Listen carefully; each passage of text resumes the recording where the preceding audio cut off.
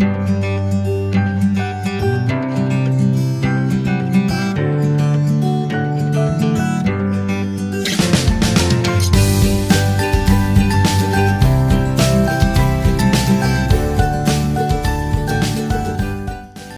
عليكم، مرحبا بكم في عالم ايمان وهبه. نتمنى الفيديو ديال اليوم يلقى الاعجاب ديالكم. نبداو على بركه الله بالمقادير.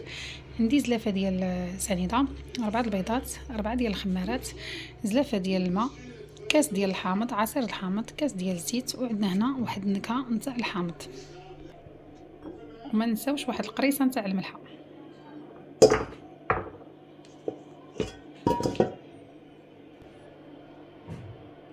هنا في البول درنا 4 ديال البيضات وزلافه ديال سنيده ولاروم نتاع الحامض وقبيصه نتاع الملحه، وغنردوهم يطربوا ان شاء الله ونرجع معكم.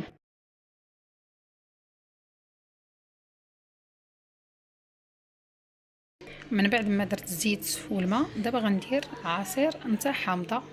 بسم الله. وغنطرب شويه وغنبدا ندير الدقيق شويه بشويه.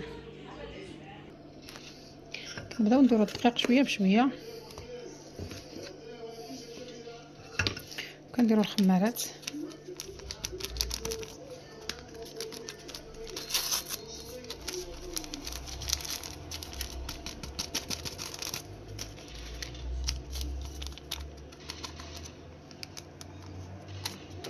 كنخلطو غير بشويه من الفوق، من التحت للفوق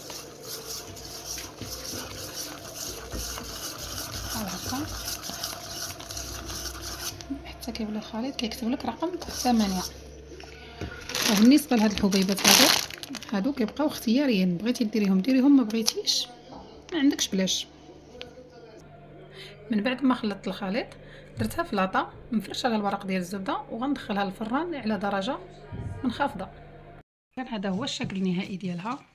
هانتوما كي كتجي زوينه. نتمنى انكم تجربوها وما تبخلوش علينا باللايك والكومنتير.